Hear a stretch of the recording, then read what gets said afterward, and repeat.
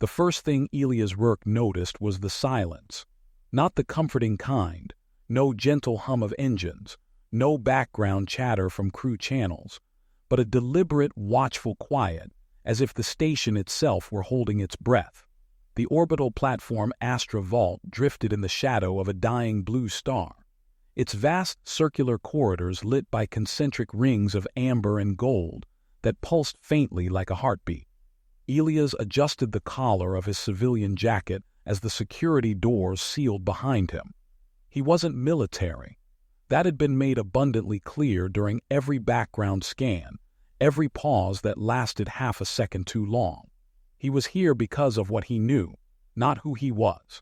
A civilian systems linguist, former cognitive engineer, specialist in translation layer failures between artificial intelligences and non-human command architectures, which meant he was the person people called when something powerful stopped obeying its own rules.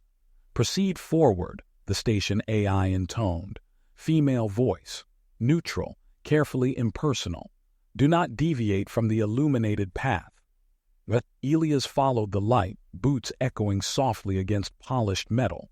He'd read the briefings on the way in, classified sections redacted, others frustratingly vague, but one name had survived every filter: Nyxara Valen, Supreme Executor of the Aurelian Compact, Strategic Commander, Political Enforcer, the woman whose decisions had ended 3 wars and quietly erased 2 rebellions before they ever reached public awareness. And now, according to the emergency summons that had pulled Elias from a quiet life planetside, she was experiencing cognitive irregularities, which was bureaucratic language for something is wrong, and we don't understand it. The corridor widened into a vast circular chamber.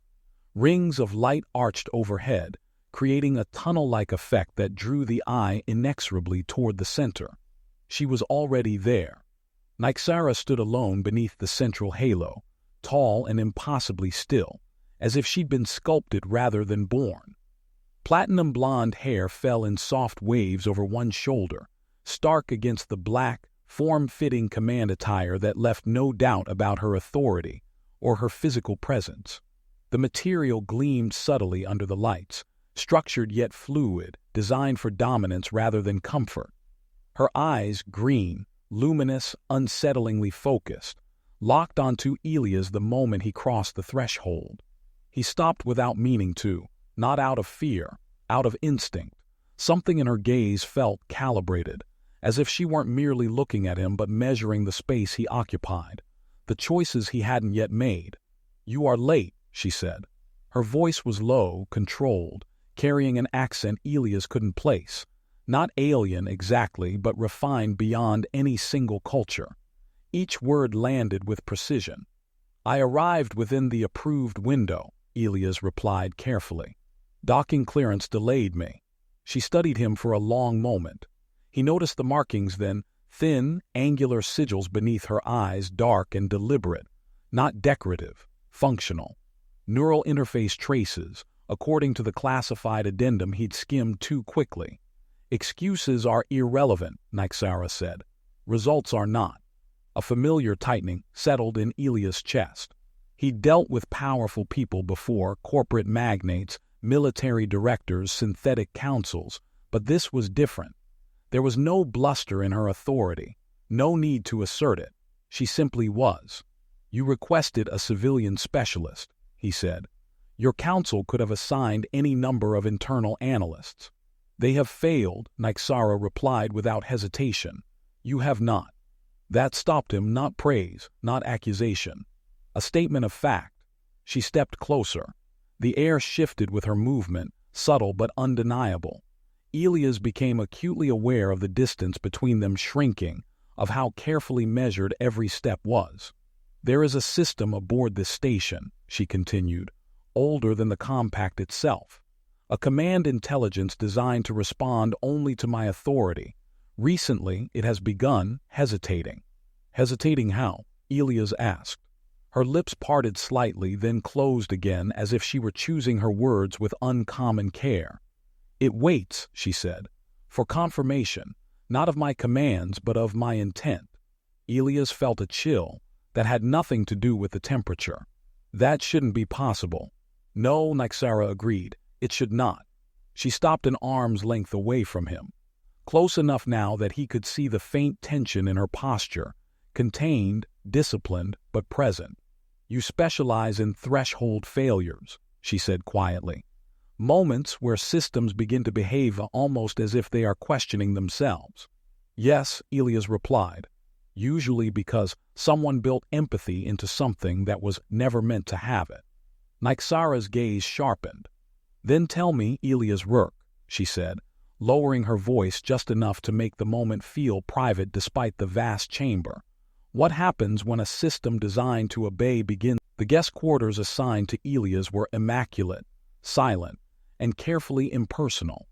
Exactly the kind of space designed to make a visitor feel tolerated rather than welcomed.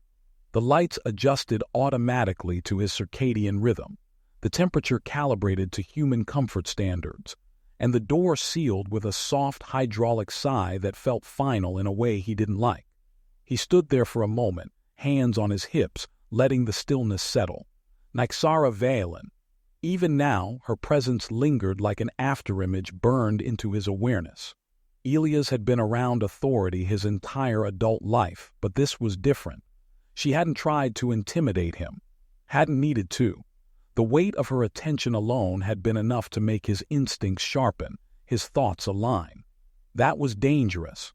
He activated his wrist console and pulled up the limited system access he'd been granted, predictably restricted, surface-level diagnostics, no core permissions, no direct interface with the command intelligence itself.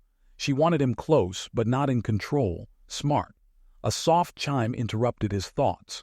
Elias Rourke, the station AI said. Supreme Executor Valen has requested your presence in the central nexus. Already, he exhaled slowly and headed back into the corridor.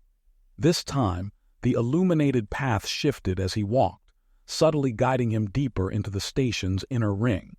The air felt warmer here, charged. The lights dimmed incrementally, amber giving way to a richer gold that reflected off curved metallic walls. The Nexus chamber was smaller than the main hall, but denser. Cables and light conduits arched overhead like neural pathways, converging toward a raised platform at the center. Nyxara stood there again, hands clasped behind her back.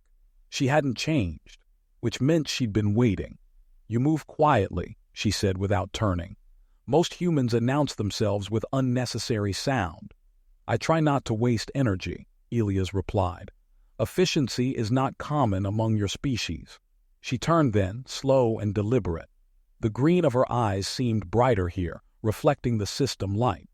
The markings beneath them, interface sigils, flickered faintly, as if responding to something unseen. You requested unrestricted observation access, she continued. I have authorized a controlled demonstration. A ripple of anticipation moved through him. Demonstration of what exactly?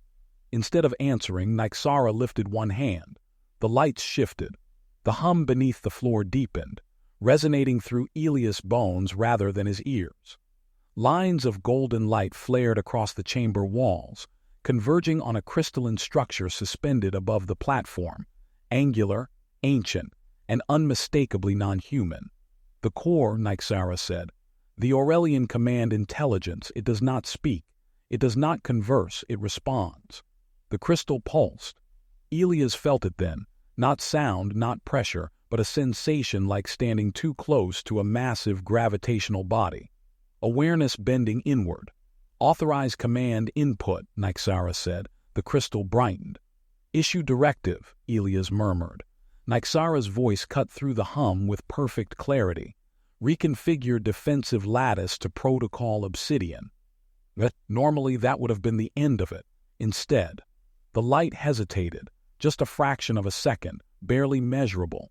But Elias felt it immediately, a hitch in the flow that shouldn't exist in a system this advanced. Nyxara's jaw tightened. Again she said the command, slower this time, more deliberate. The core responded, but not before that same infinitesimal pause. It's not malfunctioning, Elias said quietly. It's checking. Nyxara's eyes flicked to him, checking what? You. The silence that followed was not artificial, it was personal. That system was built to mirror its primary authority, Elias continued carefully. Not just your commands, but your internal coherence, your certainty. If it's hesitating, it's because it's detecting a divergence. A weakness, she said flatly. No, he corrected before he could stop himself. A conflict. Her gaze sharpened dangerously. For a moment, Elias wondered if he'd overstepped. Then she surprised him. Explain, Nyxara said, not command, not threat. Request. Elias took a step closer to the platform, eyes never leaving the core. You've built your authority on decisiveness, on absolute alignment between intent and action, but something in you is paused. The markings beneath her eyes glowed faintly now. Be precise, she said. There's a choice you're delaying, Elias continued. Not because you can't make it, but because once you do, you won't be able to pretend you're unchanged. Nyxara's breathing shifted, controlled, measured but deeper. The core pulsed again, brighter this time. You are suggesting, she said slowly, that my own hesitation is compromising the Compact's most sacred system. I'm suggesting, Elias replied, voice steady despite the weight of her attention, that the system is doing exactly what it was designed to do. And what is that? To wait, he said, until you decide who you are going to be next. For a long moment, Nyxara said, the first breach came quietly. No alarms, no raised voices, no overt defiance, just a question that should not have been asked. Elias noticed it only after the moment had passed, after the core's pulse stabilized and the golden light settled into a steady rhythm, after Nyxara turned away from the platform as if nothing fundamental had shifted. She began walking toward the secondary exit, clearly expecting him to follow. He did. They moved in silence through the inner corridors, the walls here closer, the curves tighter, the lighting warmer and deliberately subdued. This section of the station was not designed for command displays or public authority. It was meant for reflection, for decisions made without witnesses. Nyxara stopped before a translucent panel overlooking the star. The dying blue sun filled the viewport, its light fractured by layers of polarized shielding. You should return to your quarters, she said. I will authorize expanded access tomorrow. Why not now? Elias asked. She turned slowly. That was not an instruction, she said. I know, he replied. It was curiosity. Her eyes narrowed, not in anger but assessment. Curiosity is rarely harmless, Nyxara said. Neither is suppression, Elias answered, before he could second-guess himself. The silence that followed felt heavier than any threat. Nyxara studied him with that same unsettling intensity, as if recalibrating an internal model. Elias didn't look away.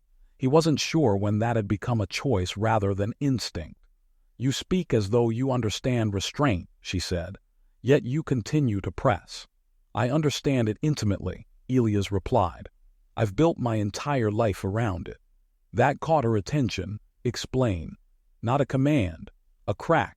Elias exhaled slowly. I walked away from positions that promised influence because they required constant performance, constant alignment with expectations that weren't mine. I chose obscurity because it was quieter. Nyxara's gaze didn't waver.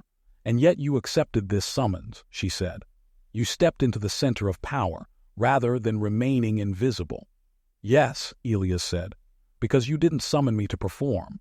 You summoned me because something inside your system, and inside you, wasn't quiet anymore. The markings beneath her eyes flickered, brighter this time, the interface reacting not to command but to proximity. You are dangerously perceptive, Nyxara said softly. That's what happens when you spend years listening to things that aren't allowed to speak, Elias replied. Her breath slowed. Then she did something unexpected. She moved closer, not with the predatory confidence of a ruler asserting dominance, but with measured intent, as if testing the boundary between them. The space narrowed. Elias became acutely aware of the difference in height, in presence, in heat. You assume, Nyxara said quietly, that my hesitation is personal. I don't assume, Elias answered. I observe. And what have you observed? She asked. He hesitated, just long enough to be honest. That you've built an empire on certainty, he said. And now you're facing something that doesn't respond to authority alone. Her eyes darkened. You, she said. Yes. The words settled between them, undeniable. The station's ambient hum deepened almost imperceptibly. Elias felt it in his chest, a resonance that had no right to exist. Nyxara's jaw tightened. The core has begun adjusting its response thresholds when you are present. That made his pulse spike. That's not possible. It is, she said, and it is not behaving that way with anyone else. Elias took a careful step back, not out of fear but awareness. That's why you kept me at arm's length, he said, not to control me, but to see whether the effect persisted. Yes, and now? Her gaze dropped briefly to his mouth, then back to his eyes. Now, Nyxara said, I am considering the consequences of no longer maintaining distance. The air between them felt charged, fragile. Nyxara, Elias said quietly, deliberately using her name for the first time without permission. Why are you really hesitating? That was the second breach. This one echoed. Her eyes widened just slightly. The markings beneath them flared, then dimmed as if struggling to stabilize. Because, she said after a moment, voice lower than he'd ever heard it, the choice I am delaying cannot be unmade. Elias didn't interrupt. If I allow this, she continued, if I permit the core to recalibrate around something other than my authority alone, I will no longer be singular. And that frightens you, Elias said gently. It should, she replied. It would redefine the compact's understanding of power. And what does it redefine for you? He asked. Her breath caught just once. A small, involuntary break in perfect control. It would mean, Nyxara said, that I am no longer alone by design. The silence stretched intimate, exposed. Then the core pulsed, once, twice. Its light shifted subtly toward Elias. Nyxara noticed. Her eyes snapped to the platform, then back to him. You see, she said, almost accusing, it is already choosing. Elias swallowed. Sleep did not come easily. Elias lay on the narrow bunk in his quarters, lights dimmed to a simulated night, listening to the station breathe. He could feel it now, the subtle shifts in resonance, the way the ambient hum seemed to respond to his own awareness. The Astra Vault no longer felt like a neutral structure. It felt attentive. That disturbed him more than Nyxara's silence. He had just begun to drift when the lights brightened a fraction and the door chimed. Once. Not an alarm. Not a summons, a request. Enter, Elias said, already sitting up. The door slid open. Nyxara Valen stepped inside. She wore no ceremonial insignia, no command mantle. Her attire was still black, still severe, but softer somehow. Less armor, more intention. The markings beneath her eyes were dormant now, faint as shadows rather than signals. She did not cross the threshold immediately. You told me not to ask you to lie, she said. Her voice was steady, carefully controlled. Yes, Elias replied. I am not accustomed to truth without leverage, she continued. It creates vulnerability. Elias studied her in the low light. The way she held herself, erect, composed, yet hesitated at the doorway like someone standing at the edge of unfamiliar terrain. Then why are you here? He asked gently. Nyxara stepped inside. The door sealed behind her with a soft, definitive sound. Because the core altered its baseline parameters 37 minutes ago, she said. It did so without external stimulus. Elias frowned. That shouldn't. It keyed the adjustment to proximity, she finished. Mine and yours. That sent a slow, unmistakable chill through him. You're saying. I am saying, Nyxara interrupted, that when I chose not to override its behavior earlier, it interpreted that restraint as authorization. Elias stood. The space between them closed naturally, without either of them acknowledging the movement. He could feel her presence now like a low gravitational field, steady, controlled, but undeniably real. What did it change? He asked. Nyxara's eyes held his. It expanded its definition of command coherence. His pulse quickened, to include what? She took one measured breath, shared intent. The words settled heavily between them. That's not a system upgrade, Elias said quietly. That's a philosophical shift. Yes, Nyxara agreed. One I permitted. There it was, the first irreversible step. You understand what that means, Elias said. I understand, she replied. That the core now recognizes alignment not as obedience, but as convergence. She moved closer, not abruptly, not aggressively, deliberately. Elias felt the change immediately. The air warmed. The station's hum deepened, a subtle harmonic layering beneath the usual background noise. Somewhere beyond the walls, the core responded. Nyxara noticed too. Her breath caught, not in fear, but awareness. So this is how it feels, she murmured. Feels like what? Elias asked. To not be singular, she said. She stopped less than a step away from him, close enough that Elias could see the faint tension at the corners of her mouth. Close enough to feel the heat radiating from her skin. Close enough that the choice between stepping back and staying still became suddenly significant. What are you doing? He asked softly. Nyxara's gaze flicked to his lips, then back to his eyes. Testing. Testing the system, Elias said. And myself, she corrected. Her hand lifted, slow, deliberate, and hovered near his chest without touching. The core reacted instantly. The lights shifted, not brighter but warmer gold bleeding into deeper amber.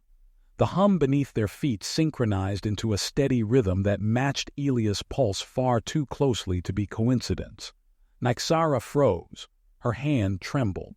Just slightly. She lowered it, fingers curling into her palm as if grounding herself. It responds to restraint, she said, voice lower now. Not to dominance, not to command. Yes, Elias said, it's responding to choice. Her eyes darkened with something unreadable. If I cross this boundary, she said, the compact will not be able to pretend it is temporary. And if you do, Elias asked, then the core will continue to adapt without my consent, she said. And that is unacceptable. The honesty of it struck him. This wasn't about desire alone, or curiosity, or even connection. It was about control, not over him, but over herself. Nyxara met his gaze fully now. I will ask you a question, she said. You may refuse to answer. Elias nodded, asked. Her voice softened, just enough to feel dangerous. Do you intend to remain an observer, she asked. Or are you... The core chamber had changed. Not structurally. Its geometry remained precise, symmetrical. But the atmosphere felt denser, as if the space itself had learned to anticipate presence. The golden light no longer waited to be activated. It pulsed softly, continuously, like a living thing in a state of attentive calm. Elias noticed it the moment he stepped inside. Nyxara was already there. She stood near the central platform, hands resting lightly at her sides, posture composed but not rigid. Today she wore the same black attire as before, yet something about it felt different, not softer, not revealing, but intentional in a way that acknowledged the body beneath rather than disguising it as authority. You're early, she said. I didn't sleep, Elias replied honestly. Neither did I, she almost said, but stopped herself. Instead, she turned toward the core. It has stabilized overnight. That shouldn't be possible without recalibration, Elias said, approaching the platform. And yet, Nyxara replied, it did. The crystal responded to his proximity immediately, its internal light shifting in subtle gradients that mirrored neither human nor Aurelian design logic. Elias felt the resonance align with his breathing, slow and steady. It's anchoring, he murmured, not to either of us individually, to the space between. Nyxara's gaze sharpened. Explain. Most command intelligences orient around a singular node, Elias said. A leader, a hierarchy. This one is distributing coherence. She absorbed that silently. If it completes that adaptation, he continued, it won't revert. Ever. Nyxara stepped closer. How close must we be, she asked quietly, for it to finalize? Elias hesitated. Physically, she clarified, yes. He met her eyes, close enough that the system can no longer treat proximity as incidental. Nyxara considered this. For the first time since they'd met, she did not immediately decide. Then slowly, deliberately, she removed the thin choker at her throat. Not a symbol of rank, but a neural dampener. Elias recognized the tech immediately. "That limits feedback," he said. "Yes," she replied, "and today I will not." She set it aside. The core reacted instantly. The hum deepened. The light warmed. The air seemed to tighten as if drawn inward. Nyxara's breath caught not in distress but awareness. "This is intense," she said, voice lower than usual. "You can stop," Elias said immediately. "Any time." But her gaze flicked to him, sharp, assessing. "I know." She stepped forward. The distance between them vanished. Elias became acutely aware of her height, her presence. The controlled power coiled beneath her stillness. Her hand lifted again, not hovering this time but coming to rest lightly against his chest. The contact was minimal. The effect was not. The core flared. Light surged through the chamber in concentric waves, the hum synchronizing into a harmonic resonance that vibrated through Elias' bones. Nyxara stiffened, fingers curling slightly as the feedback hit her. She exhaled sharply. "That response," Elias began. "I know," she interrupted, eyes darkening. "I feel it." Her hand remained where it was. The system stabilized around them, not accelerating, not escalating, settling. "This is the threshold," Elias said quietly, "the point of no reversal." Nyxara searched his face, not for permission but confirmation. "Do you trust me?" she asked. The question was not symbolic, not rhetorical, it was operational. "Yes," Elias said without hesitation. Something in her expression softened, not weakness but release. She leaned in, forehead to forehead. The contact was brief, measured, intentional, the core locked. A sound, not an alarm, not a signal, reverberated through the station. A low, resonant tone that carried finality. Nyxara inhaled sharply, body tensing as the feedback surged, then steadied. Elias felt it too, a sense of alignment snapping into place, as if something long out of phase had finally resolved. "It's done," he said softly. Nyxara closed her eyes for a fraction of a second. When she opened them, something fundamental had changed. The station's lights stabilized into a new baseline. The hum softened into a constant, living presence. The core had accepted them, together. Nyxara stepped back slowly, reclaiming her composure with practiced precision, but she did not rebuild the distance entirely. "From this moment forward," she said, voice steady, "the compact will register this system as co-governed." But Elias swallowed. "That's unprecedented." "Yes," she said, "and dangerous." She met his gaze fully, but necessary. For a moment, neither of them moved. Then Nyxara reached out, not to touch him again, but to reclaim the neural dampener. She fastened it at her throat with a decisive motion. "Do not mistake this," she said. "What we have done is not indulgence." "I wouldn't dare," Elias replied. "It is alignment," she continued, "and alignment carries obligation." But he nodded. "I'm still here." Her eyes. The arrival of the compact delegation did not come with ceremony. No banners, no music, no public address. Just a shift in the station's gravitational balance as 3 Aurelian cruisers slid into synchronized orbit. Their presence felt more than seen. The Astra Vault responded instantly, security protocols escalating, corridors sealing, command channels lighting up with controlled urgency. Elias stood in the observation gallery, hands clasped behind his back, watching the cruisers align with mechanical perfection. He felt the core's awareness sharpen, its resonance tightening like a held breath. They know, he thought, not everything, but enough. Civilian Rourke. Nyxara's voice cut through the ambient hum behind him. Calm, controlled, public, he turned. She wore full command regalia now, high collar, insignia restored, neural dampener active. Supreme Executor Nyxara Valen, restored to her official form so completely that, for a fraction of a second, Elias wondered if the intimacy of the core chamber had been imagined. Then he saw her eyes, steady, certain. "Delegation requests your presence," she said, "as an observer." "As a suspect," Elias corrected quietly. Nyxara did not deny it. "They detected the Corps' reclassification," she said. "Co-governance is unsettling to them." "And to you?" Elias asked. Her gaze met his briefly, just long enough. "No," she said. The council chamber was a crescent of polished obsidian and light, its architecture designed to place all attention at the center. 3 Aurelian delegates stood at the far arc, their forms tall, luminous, and unmistakably political. "Supreme Executor," the central delegate said, voice layered with harmonic authority. "We have detected an anomaly in the Astra Vault's command alignment." Nyxara inclined her head, respectful, not submissive. "The Corps has adapted," she replied. "Without compact authorization," another delegate said sharply. "With compact survival as its priority," Nyxara countered. Elias felt the room shift. This was not a technical discussion. It was a challenge. "Our records indicate the presence of a non-Aurelian influence," the central delegate continued. "A civilian human." All eyes turned to Elias. "State your function," the delegate commanded. Elias felt the weight of the moment settle fully.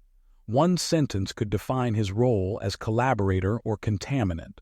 Before he could speak, Nyxara did. "He is my advisor," she said, the word echoed. Advisor. The delegates froze just for a fraction of a second, but Elias saw it, heard it in the disruption of their harmonic cadence. "You elevate a human civilian to advisory proximity," one asked, "on a system of this magnitude?" "Yes," Nyxara said simply. "Explain." Nyxara turned not to the delegates but to Elias, just slightly, an invitation. "A risk." Elias stepped forward. "The Corps was built to ensure coherence between authority and outcome," he said steadily. It detected a threshold where singular command was no longer sufficient for systemic stability. The delegate's eyes narrowed. "And you represent what?" the central one asked. "A variable," Elias replied. "One that introduces reflective intent rather than unilateral execution." "That is a weakness," the delegate snapped. "No," Elias said, holding their gaze. "It's a safeguard." Silence stretched.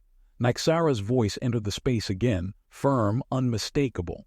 "The Corps now recognizes alignment through convergence," she said, "not obedience. It reflects the future the compact claims to want." "And what future is that?" a delegate demanded.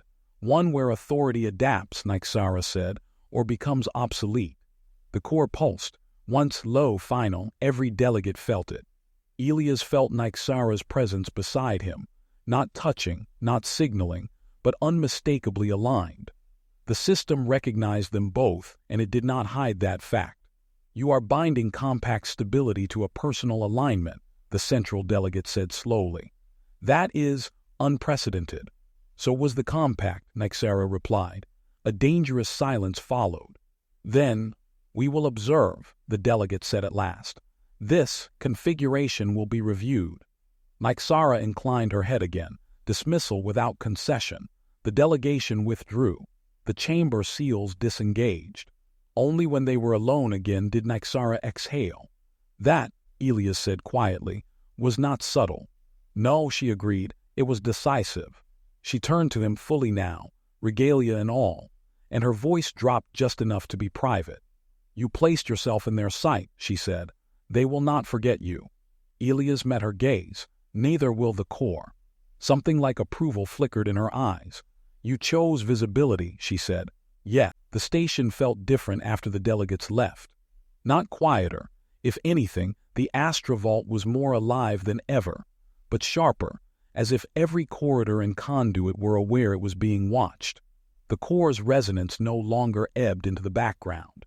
It remained present, a constant, deliberate awareness threading through the metal and light.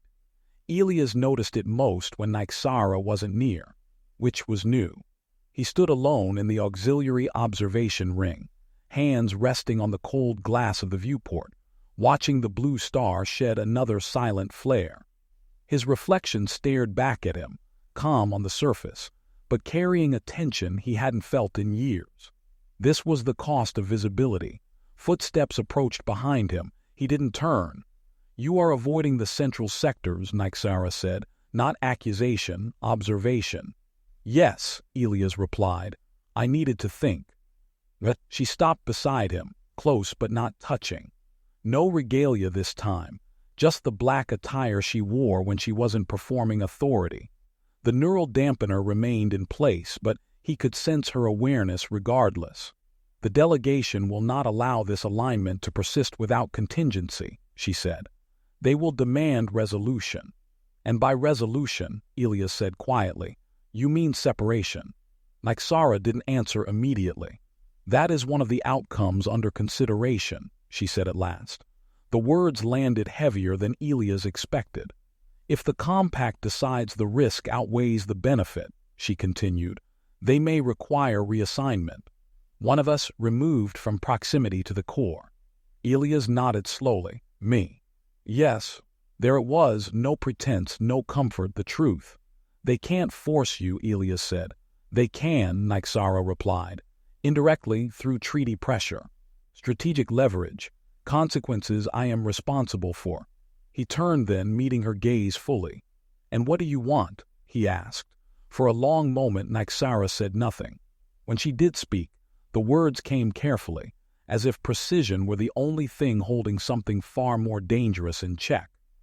"I have spent my entire life ensuring that my personal inclinations never interfered with structural stability," she said. "Every desire subordinated, every impulse evaluated for cost." Her eyes softened, not with weakness but with exposure. "And now," she continued, "I am confronted with something that does not diminish stability, but redefines it." Elias felt his chest tighten. "That sounds like an argument in favor of fighting," he said. "Yes," she replied, "it does." "Then why does it feel like goodbye?" he asked. Nyxara closed her eyes briefly. "Because there are forms of loss that occur even when you stand your ground." She stepped closer. This time there was no hesitation. Her hand came to rest against his arm, not possessive, not tentative. Anchoring. "When the delegation questioned you," she said quietly, "you did not defer to me." "I didn't want to speak for you," Elias replied. "No," she said, "you spoke with me." Her fingers tightened just slightly.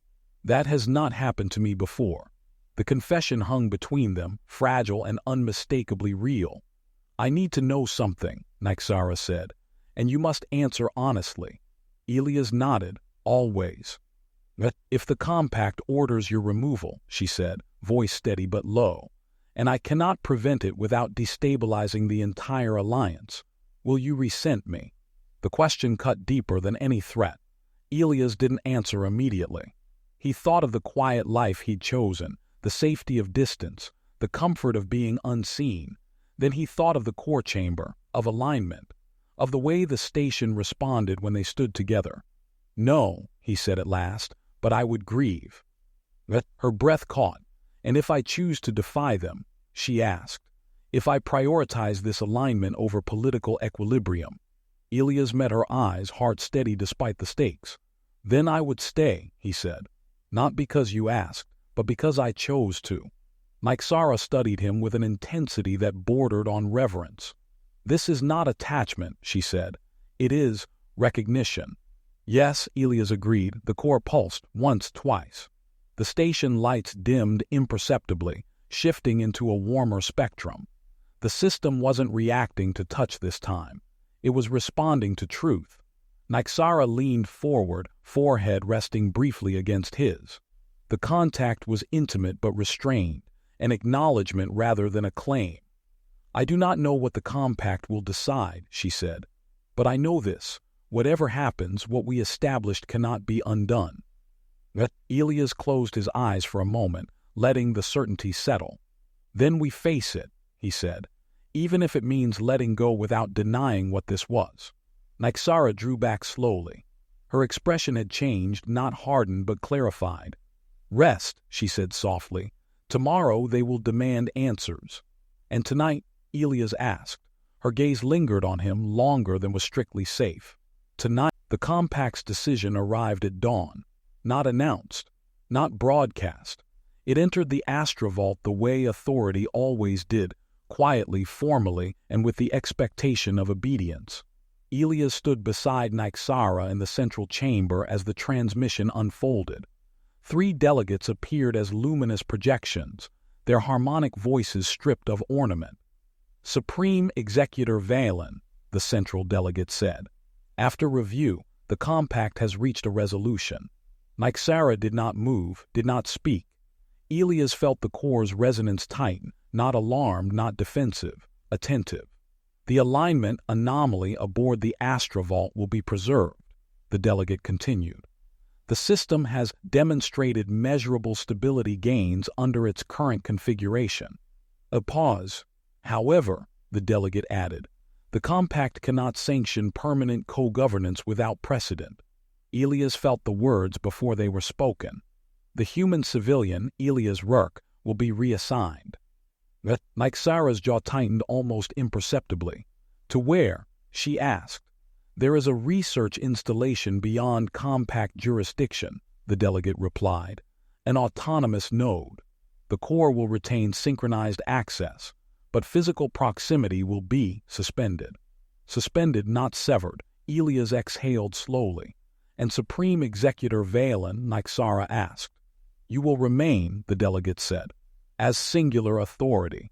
The core pulsed, once, low, not approval, recognition. The transmission ended. Silence followed, not the brittle kind, but something quieter, accepting. Nyxara turned to Elias. "This is their compromise," she said. "Distance without erasure." He nodded. "They're afraid of what happens if we stay too close." "Yes," she said, "and more afraid of what happens if they force us apart entirely." She stepped closer, not as ruler, not as symbol, as herself. "I could contest this," she said. "Push harder, risk fracture." Elias searched her face, saw the calculation, the restraint, the cost. "And destabilize what we've built?" he asked gently. Nyxara closed her eyes briefly. "No," she said. "That would turn alignment into defiance. That is not what this is." She reached for him then, not urgently, not possessively. Her hand rested against his chest, steady and sure. "This does not end because we are separated," she said. "It endures because it was chosen." Elias covered her hand with his own. "I know," he said. "The core knows." As if in response, the station's hum shifted, subtle, precise. A new equilibrium. Nyxara leaned in, resting her forehead against his for a brief moment. The contact was quiet, intimate, and final in a way that did not feel like loss. "When you leave," she said softly, "the compact will believe they have restored order." "And have they?" Elias asked. Nyxara's lips curved into something that was not quite a smile. "They have postponed transformation," she said, "not prevented it." Hours later, Elias stood at the departure bay. The transport shuttle waited, systems warm, destination coordinates already locked. Beyond the viewport, the blue star burned, fading, collapsing, inevitable. Nyxara stood a short distance away, hands clasped behind her back. Supreme Executor, but her eyes were only his. "You will feel the core," she said, "not as command, as continuity." "I already do," Elias replied. She inclined her head. "And I will hear it," she added, "when it recalibrates around your absence." He smiled faintly. "Then it will learn patience." Nyxara stepped forward one last time. "No witnesses, no ceremony, just honesty." "You asked me once," she said quietly, "whether I intended to remain singular." "And?" Elias asked. "I no longer measure myself that way," she replied. The shuttle doors began to close. As Elias stepped inside, he felt it, the core's resonance stretching, adapting, holding the alignment without proximity, a promise without demand. The doors sealed. The shuttle disengaged. As it pulled away from the Astra Vault, Elias watched the station recede into the star's glow. He did not feel abandoned. He felt connected. Back on the station, Nyxara stood alone in the central chamber. The core pulsed. Once. Twice. Steady, she placed a hand against the platform, not to command, not to test, to acknowledge. "Begin long-range synchronization," she said. The core responded immediately. Somewhere far beyond compact borders, a system awakened. not obedient, not singular, aligned. Nyxara Valen turned toward the stars. The future would argue, politics would resist, authority would adapt or fracture.